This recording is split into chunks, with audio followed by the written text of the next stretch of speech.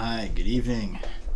It's about 9:30 at night, which is for the dad of a 5-year-old is late at night. I am tired, but I wanted to make a video talking about the question: how does the Christian faith give a person peace? If you know me at all, you know that I'm someone who struggles with depression and struggles with anxiety. And so, in a lot of ways, I'm probably kind of an ironic poster boy for trying to give other people advice on how to have peace.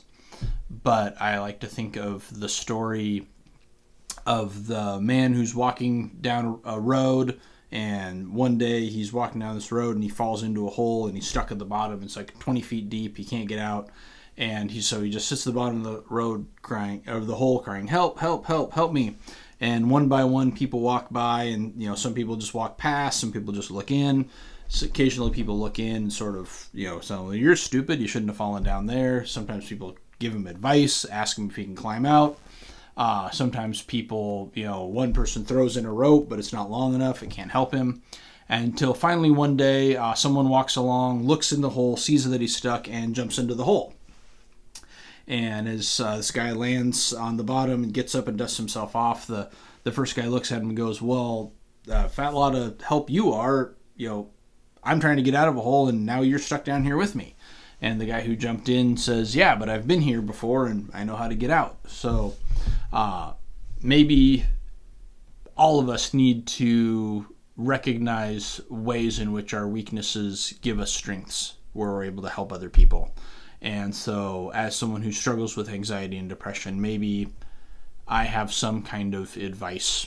Maybe I'm able to be helpful for people who are struggling to find peace, especially right now with the whole coronavirus thing, where you're stuck at home and you want to strangle your husband, or because you can't get away from each other, or whatever it is. We all struggle to find peace. I think most people are looking for peace. In a lot of ways, I think the search for inner peace can even be an extremely selfish journey, where we spend the rest of our lives really just being worried about ourselves.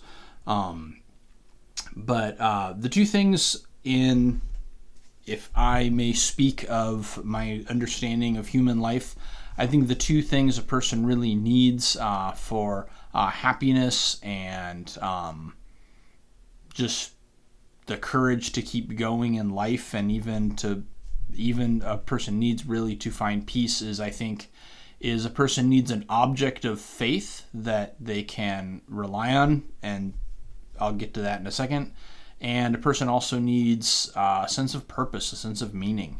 I think every confident person, every peaceful person, every joyful person has some object of faith. I mean, even if I think a person has decided that there is no God and life is meaningless, there's a sense in which the meaninglessness of life is the object of their faith. They have something upon which they lean, that they build their existence around. I think a lot of people are their own object of faith, or the government, or politics, or some vision of the future, what have you. And Christianity gives me an object for my faith. One, it gives me the sense of that I can look at reality and say, okay, underneath all of this, there is one who is holding it all up. And Christianity also gives me an object of faith where I can look at Jesus as a historical person who, upon whom I can rely, who I can just lean on personally. And so I have an object of faith, and Jesus in particular directly ties to the second issue, is purpose. In the late 1940s, a Jewish psychologist named Viktor Frankl wrote a book called Man's Search for Meaning, about his experience of going through the Holocaust and going through living in a concentration camp. And he wrote this book about those who survived the Holocaust experience and those who didn't. And a pattern that he found was those who were able to endure the suffering and meaninglessness of concentration camp life were those who found some sort of meaning and purpose in their life. And those who couldn't find that were those who eventually despaired and just died. And following Jesus gives me a purpose. And beyond that, not just generically following Jesus, but the teachings of Jesus. In Matthew chapter 7,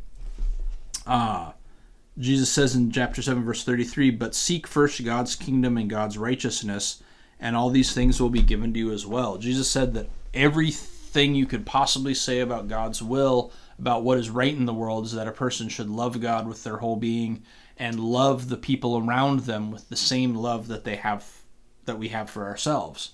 I desire good for me, so I desire good for them. I'm hungry, I want food, so if they're hungry, I want them to have food.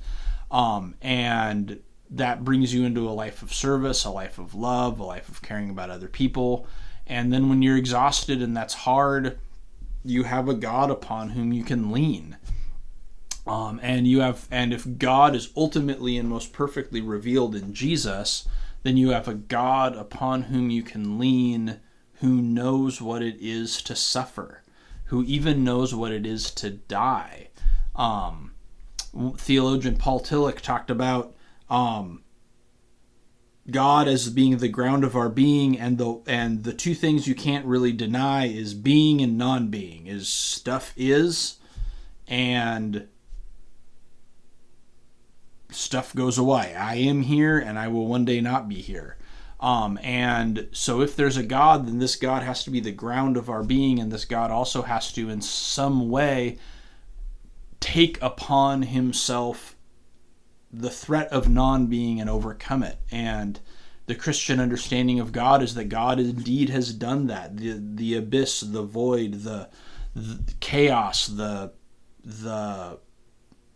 dark specter of death, the dark specter of failure and pain and abandonment, and all the things that frighten us are all things that as Christians we believe God has taken upon himself in the person of Jesus, in his life and in his death, and has overcome it and reversed it in his resurrection. And God pours that life that overcomes death into the hearts of all those who put their trust in Jesus. And so just that experience of God, that ability to rely on God, that ability to rely on Christ, to know and believe that I'm understood, that the very ground of the universe knows what it is to also suffer and despair and be anxious, but that God overcame that for me, and that God doesn't just leave me to figure out life on my own, but puts me in community in the church and gives me purpose in loving God back and in loving my neighbor as myself. I never don't have a reason to be. I never don't have a reason to exist. And it really just comes down to faith, trust, self-abandonment, falling onto God is really where peace comes from. And I think that's how a person can have peace, and that's how I believe the Christian faith can give a person peace.